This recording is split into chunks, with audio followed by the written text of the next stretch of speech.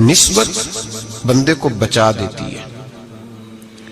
جب کسی کا کوئی وارث ہوتا ہے تو لوگ کہتے ہیں ستّی خیرہ، میں کہتا ہوں اسے ساری خیر ہی ہوتی ہے، 7-8 نہیں، ساری خیر ہی ہوتی ہے۔ مجھے دشمنوں نہ چھیڑو، میرا ہے کوئی جہاں میں۔ جب کوئی وارث ہوتا ہے نا تو پھر انسان بچا رہتا ہے۔ بہت ساری چیزیں تو ویسے ہی وارثوں کے کھاتے میں چلی جاتی ہیں، ادھر آتی نہیں۔ بہت ساری چیزیں تو ویسے وارثوں کے کھاتے میں چلی جاتی ہیں۔ وارثوں کے کھاتے میں حضرت بابا بلے شاہ صاحب فرمایا کرتے تھے، بلے شاہ دیو جانے مینوں اپنی توڑ نبھا لیندے۔ یاد رکھیں، لاوارث اور بے وارث نہ بنے۔ جو بچہ باپ کے گھر کے اندر رہتا ہے، چھتری کے نیچے رہتا ہے، جو کہتا ہے میں ابا جی کے ساتھ ہوں، میں ادھر بیٹھا ہوں آپ کے ساتھ ہوں، باپ بھی خیال کرتا ہے، وہ کہتا ہے ٹھیک ہے میرا بیٹا ہے، اس کی ضرورتوں کا خیال کرتا ہے۔ جو بیٹا اپنے 4 برتن لے کے علیحدہ ہو جائے، ابا جی پتہ اسے کیا کہتے کہتے کماتے کھا موج کر، اب کماؤ اور کھاؤ، بات ختم ہو گئی۔ جب تک تو میری چھتری کے نیچے تھا، میری ذمہ داری میں تھا، اب موج کرو۔ اور بعض باپ ایسے بھی ہوتے ہیں جو کہتے ہیں بھئی وہ علیحدہ ہے، میرا اس کے سیاہ سفید سے کوئی تعلق، علیحدہ نہ ہو جائے، کبھی بھی علیحدہ نہ ہو جائے۔ جڑی بکری اجڑوں بچھڑی وہ بگیاڑا جوگی، علیحدہ نہ ہو جائے، اندر رہیں، چھتری کے نیچے رہیں، ادھر ادھر دائیں بائیں نہ بھاگیں۔ قرآن مجید فرقان حمید کی سورہ انفال کی آیت نمبر 33، کفار مکہ نبی پاک صلی اللہ تعالی علیہ وسلم سے کہتے تھے کہ اگر ٹھیک ہے ہم نہیں مانتے معاذ اللہ، تو آپ اللہ سے کہیں ہم پہ پتھر نازل کریں، آپ کہیں اللہ سے عذاب نازل کریں، کہیں اللہ سے۔ نبی پاک صلی اللہ علیہ وسلم نے نہیں کہا، یہ حضور کی رحمت تھی۔ حضور نے کہا ہی نہیں کہ یا اللہ تو نازل فرما پتھر۔ کافر کہتے تھے کہیں اللہ سے پتھر نازل کرے، تو اللہ پاک نے سورہ انفال کی آیت نمبر 33 میں فرمایا محبوب وما کان اللہ لیعذبہم وانت فیہم، اللہ کا کام ہی نہیں انہیں عذاب دے، اللہ کا کام ہی نہیں۔ محبوب میری رحمت کو گوارا نہیں، کیسے عذاب دوں، وانت فیہم، تو جو ان کے درمیان موجود ہے۔ محبوب جب تک تو مکے میں موجود ہے، مدینے میں موجود ہے، میں انہیں عذاب نہیں دوں گا۔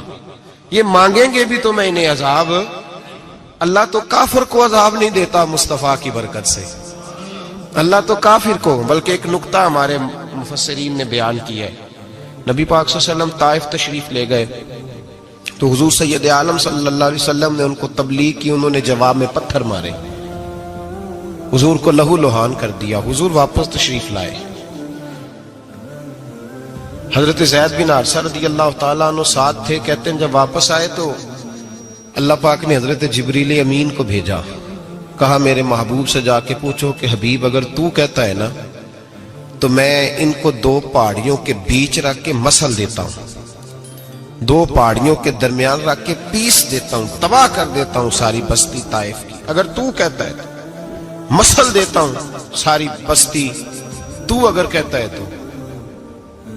حضور نے فرمایا نہیں یا اللہ، چلو یہ نہیں مانتے، ان کی آنے والی نسل ہی مان جائیں گی، یہ نہیں۔ اب ہمارے مفسرین نے یہاں ایک جملہ لکھا ہے، ہمارے بزرگ فرماتے ہیں جو رب کافر کو عذاب نہیں دیتا بغیر محبوب کے مشورے کے، کافر کو عذاب نہیں دیتا محبوب کے مشورے کے بغیر، تو مسلمانوں کو کیسے عذاب دے گا؟ جو کافر کو عذاب دینے سے پہلے نبی پاک سے مشورہ کرتا ہے، تو کہے تو دے دوں عذاب، کافر کو عذاب نہیں دے رہا، پہلے مصطفیٰ سے پوچھتا ہے حبیب تو اگر کہے تو دوں عذاب، تو کیا وہ مسلمان کے بارے میں نبی پاک سے مشورہ نہیں کرے گا؟ تو پھر اعلیٰ حضرت بول پڑے، کہنے لگے کیسے آقاؤں کا بندہ ہوں رضا، بول بالے میری سرکاروں کے، کیسے آقاؤں کا بندہ ہوں رضا، بول بالے۔ اور پھر کہنے لگے پیش حق مجدہ شفاعت کا سناتے جائیں گے، وہ آپ روتے جائیں گے، ہم کو ہنساتے جائیں گے، وسعتیں دی ہیں خدا نے دامن محبوب کو، جرم کھلتے جائیں گے اور وہ چھپاتے جائیں گے، اور باغ جنت میں محمد مسکراتے جائیں گے، پھول رحمت کے گریں گے، ہم اٹھاتے جائیں گے صلی اللہ علیہ وسلم۔ تو یاد رکھیں، جب کوئی وارث ہوتا ہے تو وہ بچاتا ہے، وہ دفاع کرتا ہے، آگے کھڑا ہو جاتا ہے، کہتا تو میرے ساتھ بات کر، بچے کو چھوڑ، میرے ساتھ بات کر. وہ سامنے. اور ویسے بھی بندہ غشور ہوتا ہے, یار مجھے زیادہ تو نہیں, چلے میں اتنا سیانا تو نہیں, اتنا مجھے ضرور پتا ہے کہ چھوٹے بھائی کو خود رکھ کے نہ کئی دفعہ بندہ ٹانگوں کے نیچے تو ٹھڈوں اور مکوں سے پھینٹی لگاتا ہے, ناک سے خون بھی نکال دیتا ہے اپنے بھائی کو. لیکن گلی میں اگر کوئی اور تھپڑ مارے تو بندہ کہتا ہے تیری طاقت کیسے ہوئی, میرے بھائی کو ہاتھ لگایا تو نے, تیری جرت کیسے ہوئی. ڈنڈا لے کے بندہ اپنے بیٹے پہ سارا ڈنڈا ہی توڑ دیتا ہے مار مار کے. تو غلط کام کرتا ہے. باہر اگر کوئی میلی آنکھ سے دیکھے, میلی آنکھ, وارث جیندے ہون تے بوٹے سکدے نہیں. جب کوئی وارث ہوتا ہے تو کہتا ہے نہ بھائی نہ, سوال ہی نہیں پیدا ہوتا, ہو ہی نہیں سکتا. میرے حضرت صاحب فرمایا کرتے تھے ہم تو ان وارثوں کے ماننے والے ہیں کہ جب قبر میں جاتے ہیں تو وارث سراہنے آ کے کھڑے ہوتے ہیں, کہتے ہیں یا رسول اللہ یہ آپ کے دروازے کا غلام ہے, میں نے خود بازو پکڑ کے غلام بنایا ہے. یہ کیسے ہو جاتا ہے؟ وہ وارث آ کے کھڑے ہو جاتے ہیں خود. اور میں نے کئی دفعہ سنائی یہ بات, مولوی اشرف علی تھانوی نے لکھا ہے, غوث اعظم رضی اللہ تعالیٰ عنہ کا دھوبی کپڑے دھوتا تھا, فوت ہو گیا تو قبر میں فرشتے نے آ کے پوچھا من ربو کا, کہنے لگا جی میں تو عبد القادر جیلانی کا دھوبی. پھر پوچھا ماں دینو کا, کہنے لگا ساری زندگی غوث کے کپڑے دھوئے, میں اس کے کپڑے دھوتا رہا ہوں. اس نے کہا میں رب اور دین پوچھتا ہوں تو عبد القادر کا بتاتا ہے. مولوی اشرف علی تھانوی کہتے ہیں کہ حضرت غوث اعظم رضی اللہ تعالیٰ عنہ خود قبر میں آئے اور کہنے لگے تمہیں سمجھ نہیں آ رہی, تمہیں بتا تو رہا ہے کہ عبد القادر کے تو کوئی دروازے کے پاس سے گزر جائے تو اسے خدا یاد آ جاتا ہے, اس نے تو ساری زندگی کپڑے دھو کے دیے, اسے نہیں پتا خدا کا. کیسے آقاؤں کا بندہ ہوں رضا, بول بالے میری سرکاروں کے.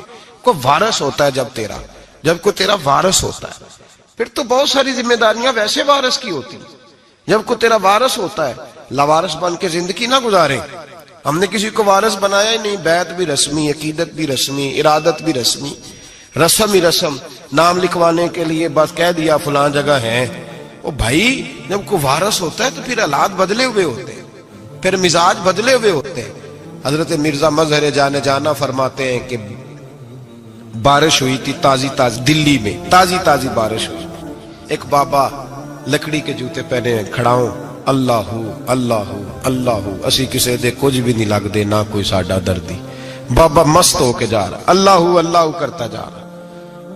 ایک طوائف اپنے کوٹھے سے اتر کے تو سیڑھیوں پہ بیٹھی تھی, ساتھ اس کا یار بھی بیٹھا تھا.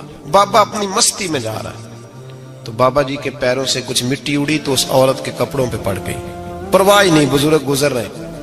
وہ یار اس کا دوڑا ہوا آیا, اس نے آ کر تھپڑ مارا, کا خیال نہیں سارے اس کے کپڑے آلودہ کر دیے, تو کدھر تیرا دماغ نہیں ٹھیک.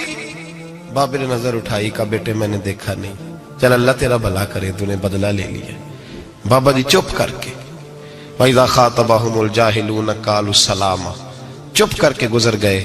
ٹھنڈ کا موسم تھا, بارش تازہ ہوئی تھی, حلوائی دودھ کاڑ رہا تھا. اس نے بٹھایا بابا جی کو پھٹے پہ, پیالہ پکڑا, دوڑ کے آگے بڑھا. بزرگ آ گئے, آئیے بیٹھیے. دودھ کا گرم پیالہ شکر ڈال کے دیا. بابا جی نے دودھ پیا, پھر نظر جھکی, پھر رنگ بدلا. کہنے لگے مالک تو کتنا بے نیاز ہے, کہیں تھپڑ مرواتا ہے, کہیں دودھ پلاتا ہے. تیری بے نیازی ہے نا, ادھر تھپڑ مروایا, یہاں دودھ پلایا, تو ہی جانتا ہے تیرے رنگ کیا ہے. ابھی بابا وہیں بیٹھا تھا, دوڑے آئے, پیچھے سے لوگ, شور ہوا. بابے کو دبوچ کے وہاں لے گئے جہاں اس نوجوان نے تھپڑ مارا تھا. کہا تو اللہ کا بندہ ہے, اللہ کے بندے بد دعا تو نہیں دیتے. ہوا کیا؟ کہا تو نے بد دعا دی ہے. کہا نہیں دی, بات بتاؤ.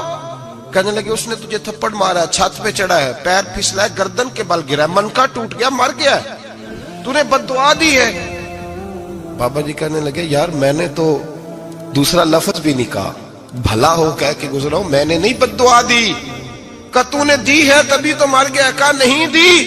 کہا بابا تو بزرگ آدمی ہے, سچ بول. تو بابا جی کہنے لگے سچ سنو. پھر میں آ رہا تھا, میرے پیروں سے مٹی اڑی, اس کے یار کے کپڑوں پہ پڑی, اسے برا لگا, اس نے مجھے مارا. جب اس نے مجھے مارا تو میں کوئی لاوارث تو نہیں تھا. جب اس نے مجھے مارا تو میں کوئی لاوارث تو نہیں تھا. مجھے دشمنوں نہ چھیڑو, میرا ہے کوئی جہاں میں ابھی پکار لوں گا, نہیں دور ہے مدینہ. اس نے مجھے مارا تو میں کوئی لاوارث تھا کہ میرا بدلہ کوئی نہ لیتا.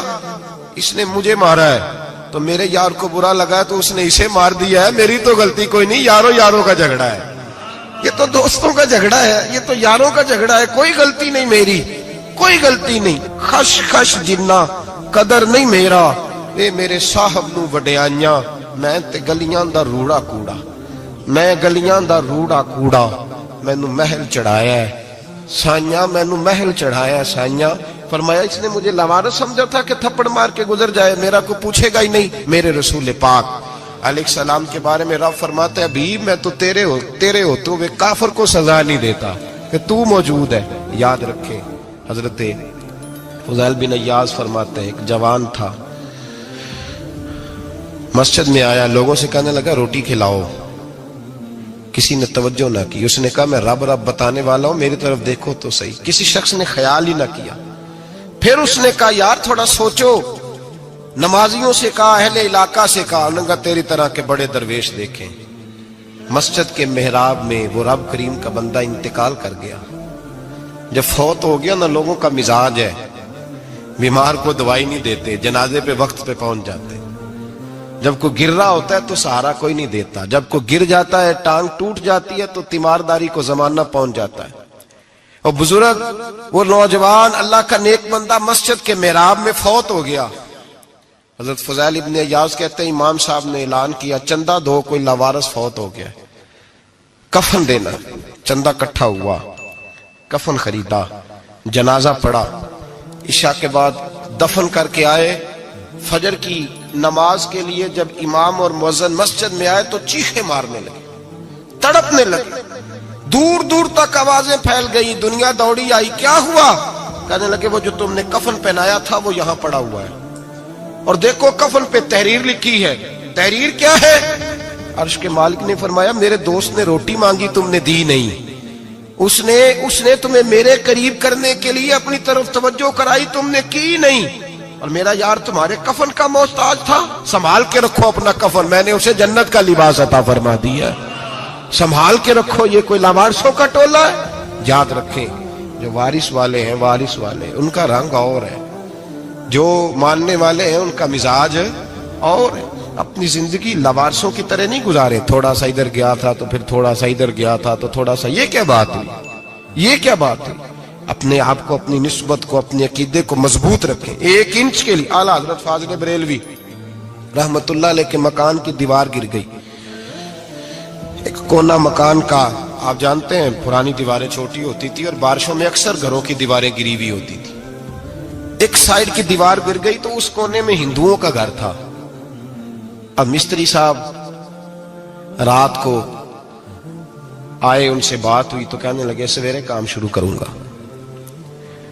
کہا ایک دو صاحب نے کہ ہندوؤں کا گھر ساتھ ہے اور وہ دشمن بھی بڑے زیادہ ہیں تو رات کو ہی ہو جائے۔ کہنے لگا جی نہیں میری مجبوری ہے، مزدور کہاں سے لاؤں گا، بڑے معاملات ہیں، سویرے شروع ہوگی۔ اب رات کو مولانا ظفر الدین بہاری علیہ رحمہ کہتے ہیں بچے مدرسے کے، باقی سارے لوگ، سب کو جمع کیا گیا، چونکہ اس طرف سے تھوڑا خطرہ تھا ہندوؤں کی جانب سے۔ کہا جناب یہ بڑے دشمن ہیں اسلام کے، تو اس طرح کرو کہ دو تین بچوں کی ڈیوٹی لگائیں یا کچھ لوگوں کی یہاں رات کو پہرا دیا جائے، ٹھنڈ بھی بڑی زیادہ تھی، کھڑا ہونا بھی مشکل تھا۔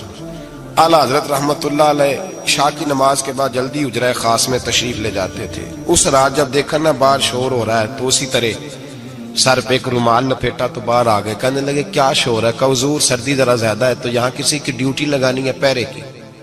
2 منٹ خاموش رہے، پھر فرمانے لگے کوئی ضرورت نہیں، جاؤ سو جاؤ سارے جا کے، کوئی ضرورت نہیں، جاؤ اپنے اپنے گھروں کو، کوئی حاجت نہیں، پہنچ جاؤ۔ کہا حضور مہربانی کرے، وہ طے ہونے لگا تھا۔ فرمایا میری وجہ سے کیوں کوئی ساری رات بیدار رہے، جاؤ تمہیں کہا نا آرام کرو۔ لوگ سو گئے۔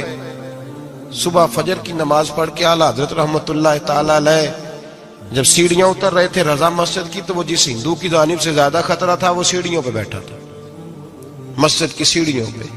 سب لوگوں کی توجہ ہو گئی، کہنے لگا مولانا میں کلمہ پڑھنے آیا ہوں، مجھے کلمہ پڑھا کے مسلمان کر دو، میں کلمہ پڑھنے آیا ہوں، مسلمان کریں۔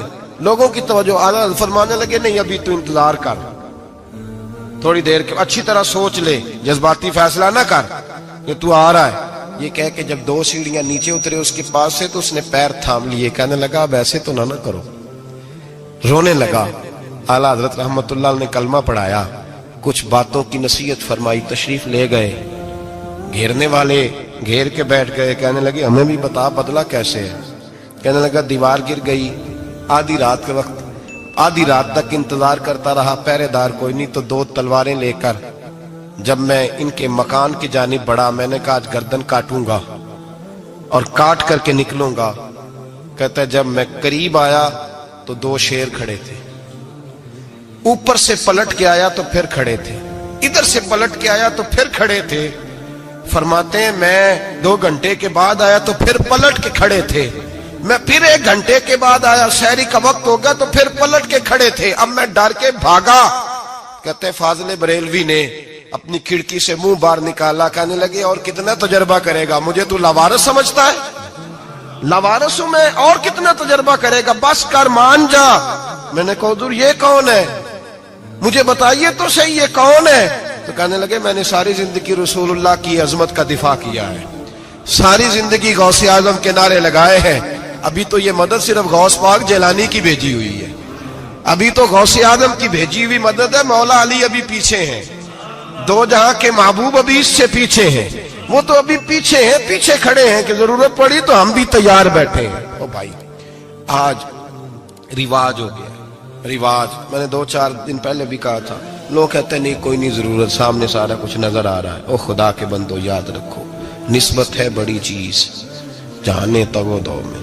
اگر کسی کو نسبت میسر آ گئی نا, نسبت, خالی دامن ہی مل گیا, تیرے ہاتھ میں کچھ ہے تو ہونی چاہیے نا, خالی دامن ہی تجھے کسی کا میسر آ گیا تو بچ گیا.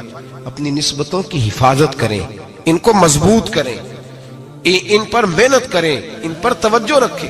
یہ نسبت جو ہوتی ہے نا, نسبت, یہ دیکھیں نا ایک گتا ہے, عام کتاب کو لگا ہوا ہے تو جہاں مرضی رکھ دو, اس کی کوئی قدر نہیں. لیکن جو گتا قرآن مجید کو لگ گیا ہے اس کو بغیر وضو چھونا جائز ہے.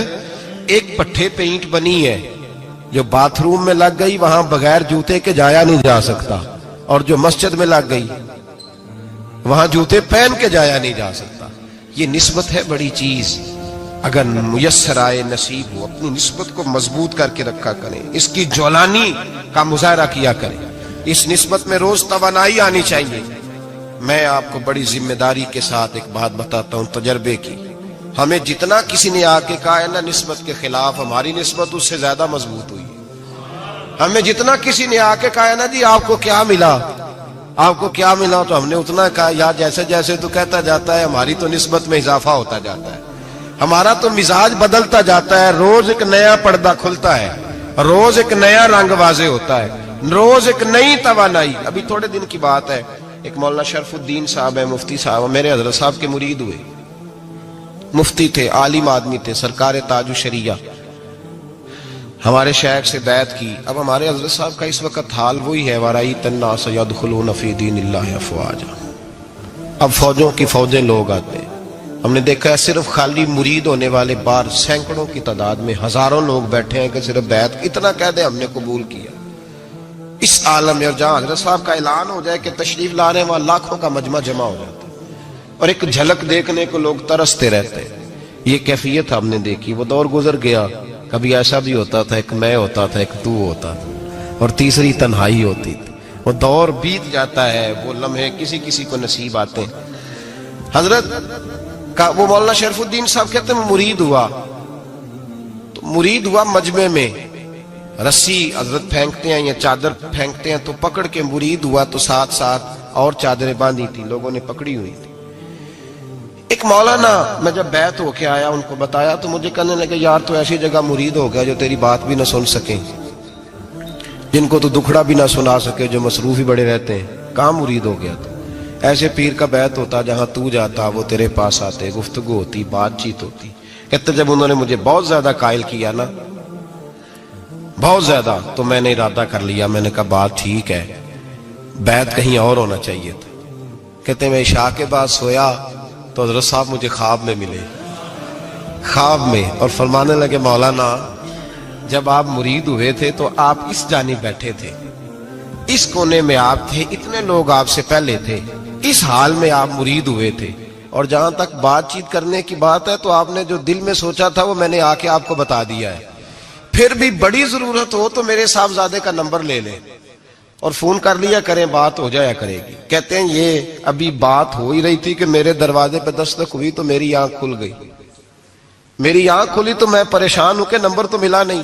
ایک انجینئر صاحب میرے محلے میں رہتے تھے, فرماتے ہیں وہ شام کو میرے پاس آئے اور کہنے لگے مولانا سنا ہے آپ حضرت مفتی اختر رضا صاحب سے مرید ہو گئے. میں نے کہا ہاں. تو کہنے لگے میں ان کے مدرسے میں کام کر کے آیا ہوں, میرے پاس ان کے بیٹے کا نمبر ہے, چاہیے آپ کو؟ نمبر ہے چاہیے. کہتے ہیں نمبر مجھے وہ شام کو گھر آ کے دے گئے. اب جب میں آستانہ نور پہ بریلی شریف ملنے کے لیے حاضر ہوا تو میرے دل میں خیال آیا, جب میں اندر گیا نا تو میرے دل میں خیال آیا حضور خواب جو آئی تھی اتنی بھی جلدی کیا ہے, ذرا ٹھہر جائیے. آپ ملے جو تھے تو صاحب نمبر بھی دے ہی جاتے. میرے دل میں خیال آیا تو السلام علیکم کے بعد حضرت کہنے لگے مولانا مجھے تو جلدی کوئی نہیں تھی, آپ کے دروازے پہ دستک ہو گئی تھی. مجھے تو کوئی جلدی نہیں تھی, آپ کا دروازہ بجنے لگا تھا, مجھے تو جلدی کوئی نہیں تھی لوٹنے کی. ہر مشکل دی کنجی یارو ہاتھ مرداں دے آئی, اور مرد نظر کرے جس ویلے مشکل رہے نہ کائی. بس لوگوں یہ یاد رکھو اور اس پہ عمل کرو, اپنی نسبتوں کو مضبوط کریں. ہمارا تو جیسے دن کا اجالا چمکتا ہے نا, چمکتا ہے دل کا اجالا, جیسے نیا دن چڑھتا ہے ہمارے لیے تو ایک نئی روشنی لے کے آتا ہے. اپنے آپ کو بیدار رکھیں. سورج اگر باہر پورا نکل آئے نا تو جو آدمی آنکھیں زور سے بند کر لے اسے کوئی شے نظر نہیں آتی. پورا سورج نکلا ہوا بھی ہو, سورج اسے نظر آئے گا جس کی اپنی آنکھیں بھی کھلی ہوں گی. تو آنکھیں نہیں کھول رہے, تو آنکھیں نہیں کھول رہے, آنکھیں یہ شکوہ آنکھیں نہ کھولنے کا ہے. آنکھیں نہیں کھول رہے تو سورج کیسے نظر آئے گا؟